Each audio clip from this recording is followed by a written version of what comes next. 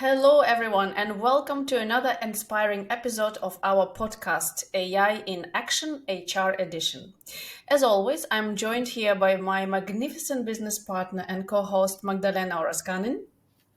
And I'm Anastasia Volkova. And today we have the pleasure of hosting Carmen Hofmeister. I'm doing it in a Dutch way because I lived in the Netherlands. But Carmen, please correct me if I'm wrong. It's fine. It's Hofmeister, but I'll take that. Hofmeister, thank you. So, Carmen is a global HR professional with 23 years of combined expertise in human resources management, strategic talent acquisition, organizational development, recruiting, and corporate and employment laws across multiple international markets. Before we dive into our discussion with our guests, I would like to take a moment to ask you to subscribe to our channel so you can enjoy more podcasts exploring the fascinating intersection of artificial intelligence and human resources. We release new episodes every few weeks featuring industry leaders who are transforming the HR landscape. Carmen, a warm welcome and sincere thank you for joining us today. Your expertise and your background in HR across diverse cultural contexts will bring invaluable perspective to our conversation. Could you please start with introducing yourself to our listeners and perhaps share a little bit about your professional journey and what sparked your passion for human resources? Hi, everyone. Carmen Hofmeister. I've been in the UAE for a period of 18 years now. Just saying it out loud just blows my mind.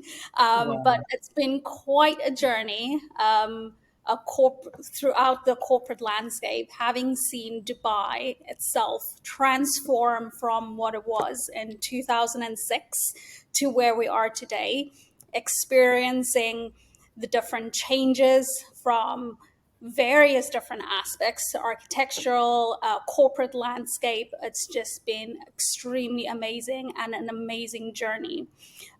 My sort of field and background my passion started when I was in university, and it wasn't my first choice. I'm going to be honest. However, I found that love, I found that passion and understanding what impact HR can actually have. At that time, it was personnel management, but there was still something about it that spoke to me. And I continued with that. And slowly but surely, I moved up the corporate ladder, being exposed to various different organizations in the UAE, amazing companies. I've had some great leaders that I could absorb from as much as possible. And I've always had the philosophy about sharing your knowledge and sharing your experience because someone has to start somewhere. So why not be that one person that can help someone else? I had that throughout my career and I thoroughly enjoyed it. So, having done this for such a long period of time, being exposed to various different realms within HR has been extremely enriching for me.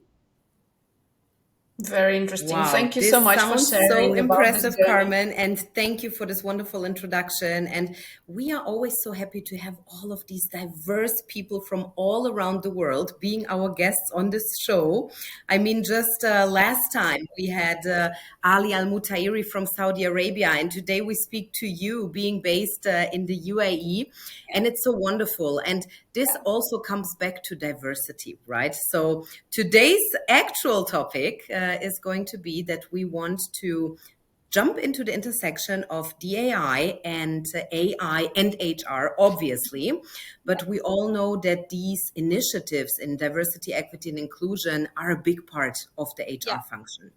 So starting with my first question, Carmen, basically, so your company has built a reputation for creating people-focused HR solutions across multiple areas. And before we explore all the AI intersection and DEI specifically, could you share what initially drew you to focus on the human element in HR technology, particularly around these diversity initiatives? Because I believe that's very interesting to our listeners. Very much.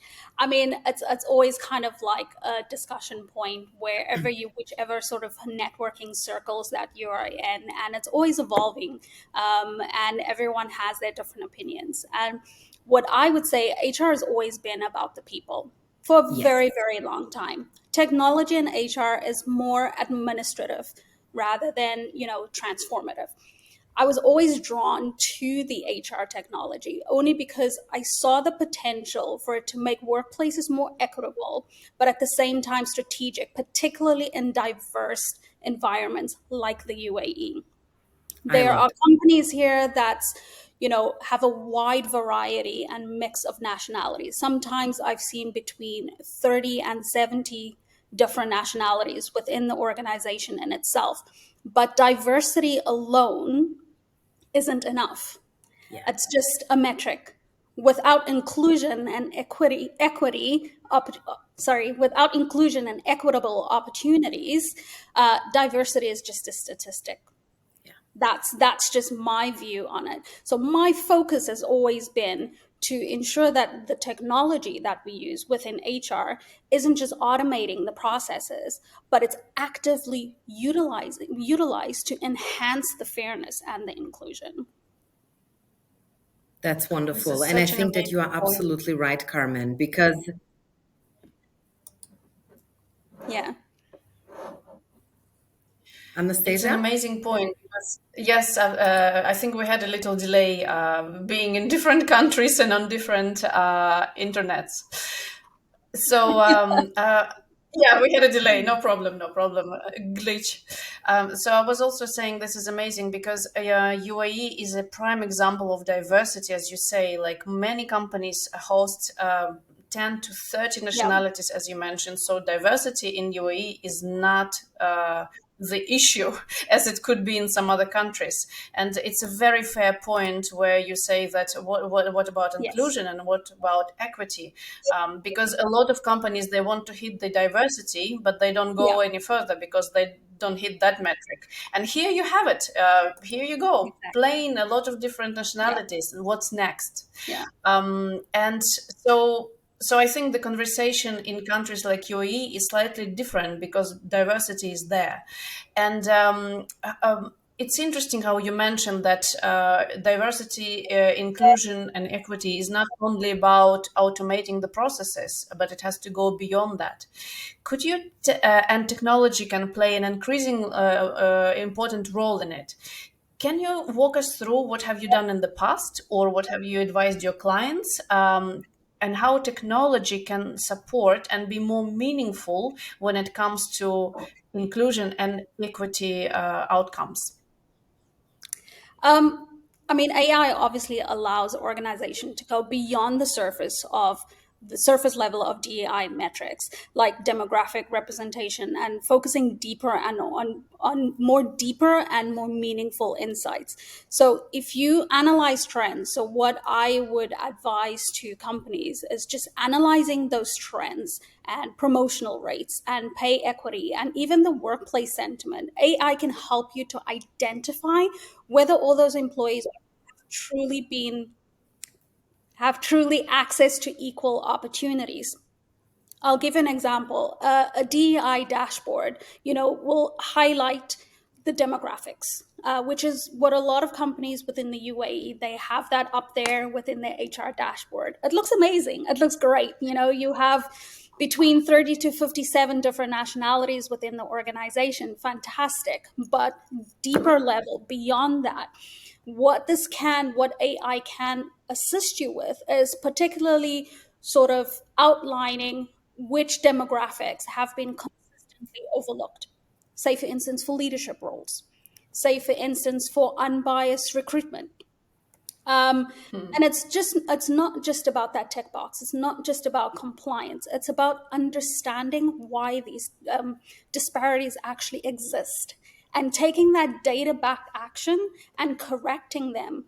So, like I said before, recruitment, the unbiased sort of looking at biased languages, rather looking at the skills and focusing on the experience as opposed to the bias language that's on the CV or the profile of the individual.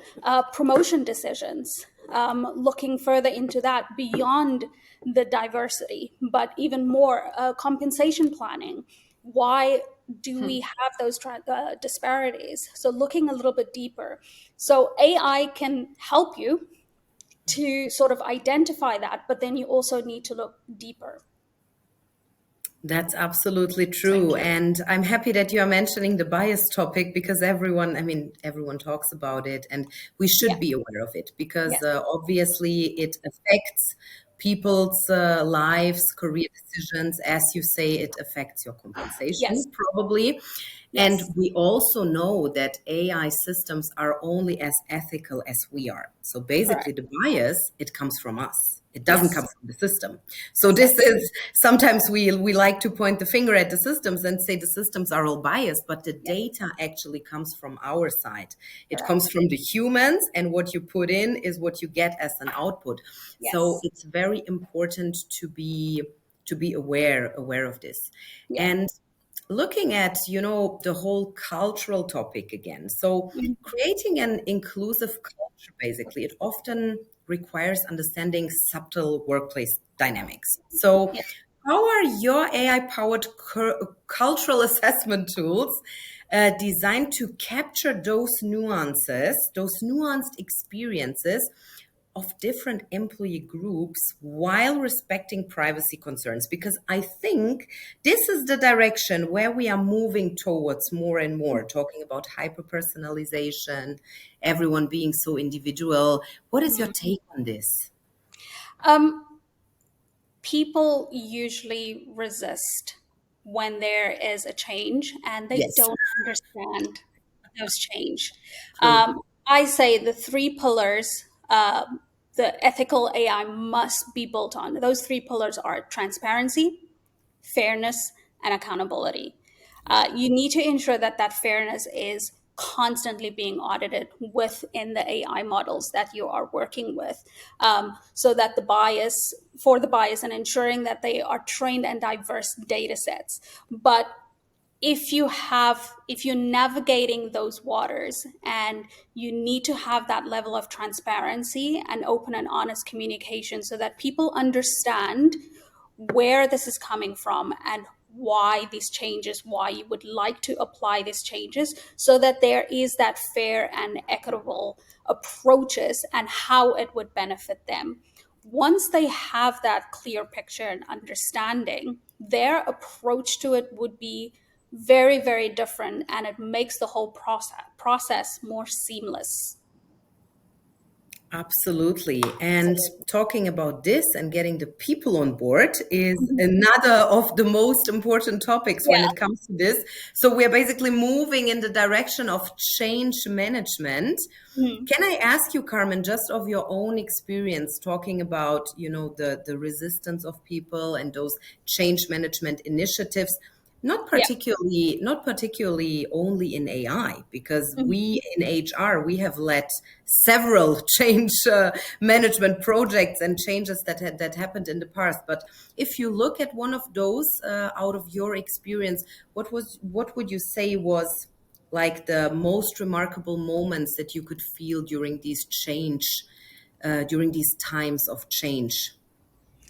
I would say is definitely, obviously, capturing, once you do your gap analysis and capturing what the picture was before, and then once you have that plan in place and everything is rolled in motion, and towards at the end of it, when you're monitoring and looking back and seeing how that change has applied and all the roadmap you went through and the challenges and what you've overcome, you do realize, people are extremely resilient. Yes, they may sort of like put their hands up and they're like, this is something totally different that I've never done before, and I fear that I may not fit into this new mold I would rather than hit the door, but it's just to see how everyone has come together. Much like if I think about COVID, when everyone was all over the place, that is a prime example of how we are as human beings, how we were so resilient, and we've adapted to the external environments where we move from, in-house, shaking hands, having that connection, to virtual meetings, and we've just evolved from then, sorry. Yes. But at the end of the day, it's just how resilient we are, and seeing those statistics is one thing, but is sensing and feeling that culture change, that culture shift within the workplace, and seeing it affect the change. Say, for instance, in the P&L, it may not be immediate, but you see more that open and transparent communication. You see people collaborating more. It's the innovative individuals that emerge, the ones that will always sit, by their desk with their heads down, just doing their 9 to 5, nothing more and nothing less, how they come out of their shells. So for me, it's witnessing all of that, not necessarily just looking at the statistics, but being present as HR within the workplace and noticing all these different changes. The more individuals are active with different initiatives that's being rolled out. And let's face it, when there's initiatives being rolled out and it comes from HR, not everyone's going to participate, because people, they don't want to give up their free time. They don't want to give up weekends. But again, it comes back to navigating and having that right communication and that level of transparency where people understand it's a choice for them at the end of the day. But once they start adapting to these changes, you see that behavioral changes and you see that shift in the culture within the workplace. And that's, for me, that's something that makes me smile, because the statistic says it, but feeling it in the workplace is another thing. Yeah, it's a good point actually about feeling it, because very often we just look at statistics and the numbers and the rankings, but and we can get really we think about it too much, right? But we forget we are human beings in the end of the day, and it's good to see things on paper in statistics, but you need to feel it, because we are humans, and no amount of statistics or AI can actually change that, and we should, and hopefully it doesn't at all. Shouldn't, yes. I mean, AI is not a silver bullet. Let's face it, it's only a tool that we all use. So to kind of like help us improve what we would like to see better. Yeah. Just a little bit off script, Carmen. How do people experience, or employees in the UAE, let's say in particular, experience AI? Because we speak sometimes with Magdalena, with our guests, and a lot of people mention that there is still this primal fear that AI is going to replace people's jobs. I think by now most of us know that it's not true, but this fear seems to be still lingering a little bit in the minds of people. What about your experience in UAE, since you lived there for such a long time and you've witnessed the AI in action, literally, through this time since it's there? How do you think employees feel about it? About AI potentially taking over roles in the UAE. That's it. Yeah. Yeah, that's it.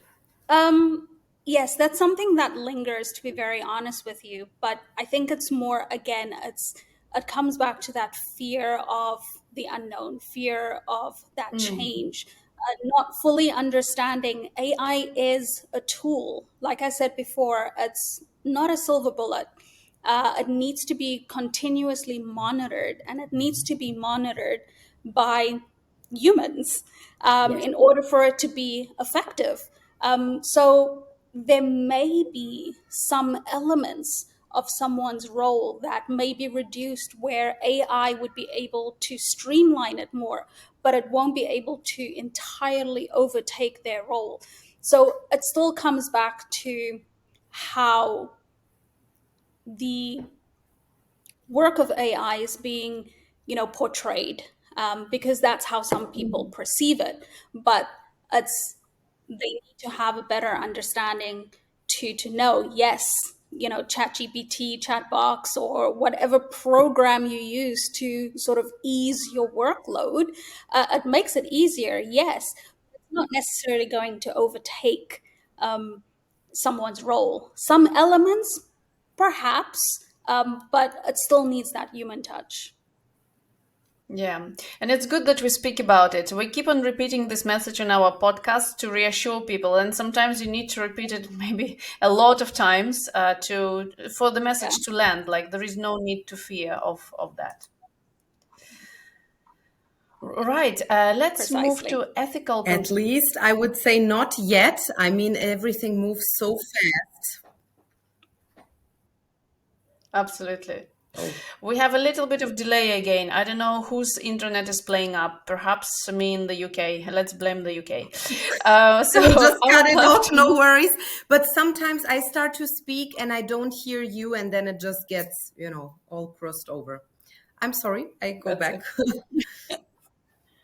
No worries, no worries. Let's move to ethical consideration. I think it would be interesting to talk about this because, of course, when it comes to DEI, AI brings unique challenges to ethics, right? How did you approach these in the past, or how do you advise your clients to approach and how the situation? Let me give a specific question to you.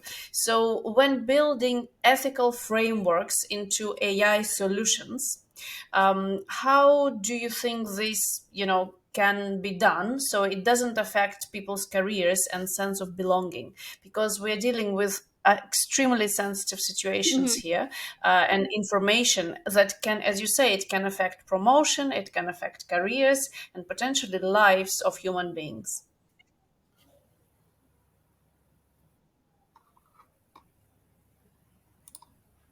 I don't know what's going on. Can anybody hear me? Now we can hear you. Yeah, we can hear you now. Yeah. No? Right. I get the gist of your question. I get the gist of your question. I would come back to, the three pillars that I mentioned early on that needs to be embedded, which is the transparency, the fairness, and accountability. We need to ensure that there's fairness by constantly auditing the AI models for the bias and ensuring that it's trained on a diverse data set. So not just the demographics, but also the inclusion and the equitable part of it.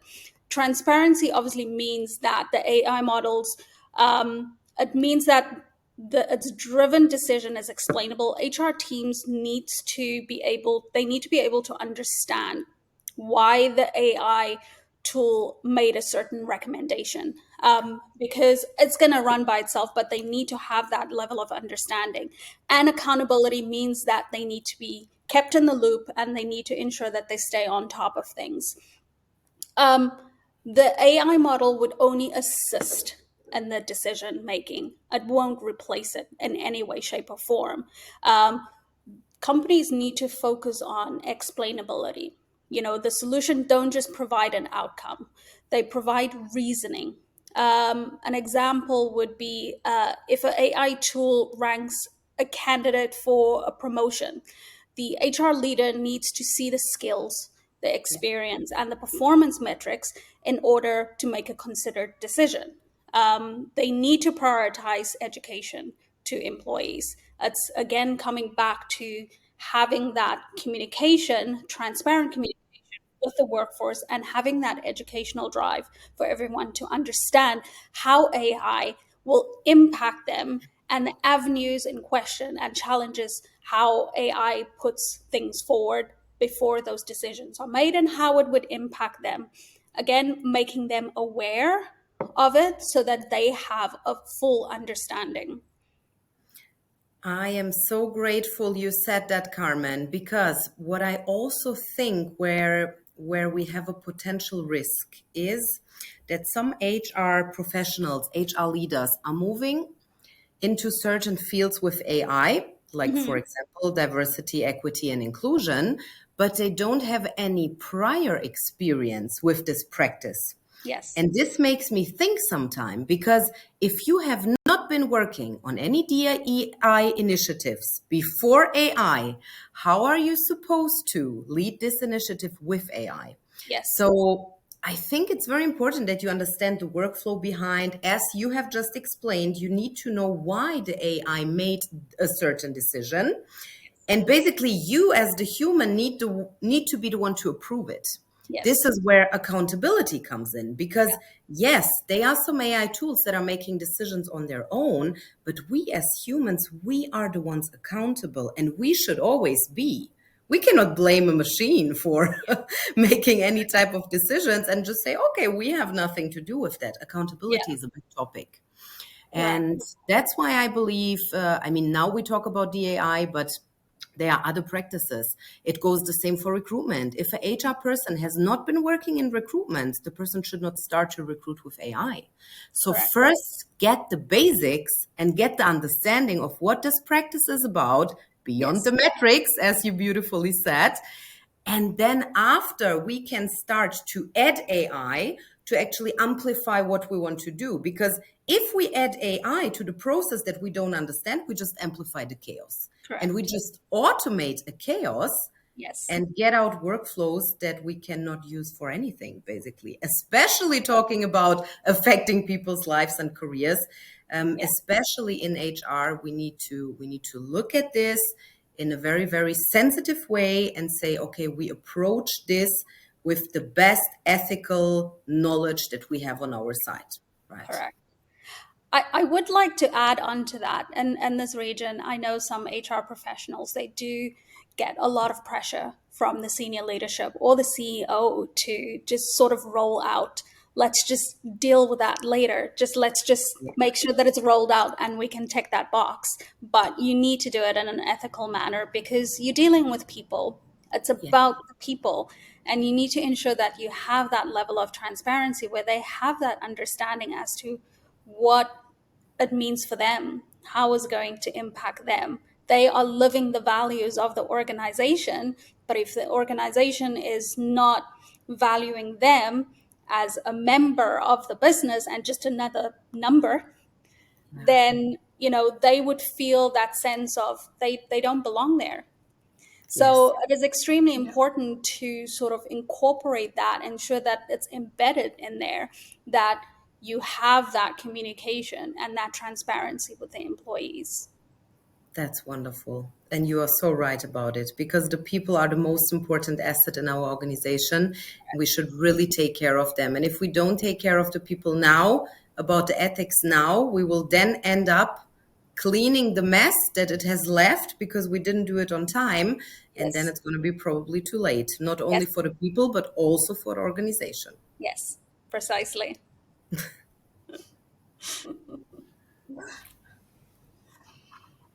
Okay, shall we move to our last question? And our last question is usually about the future, right? Of course, at the rate of how AI is changing every day, literally every day.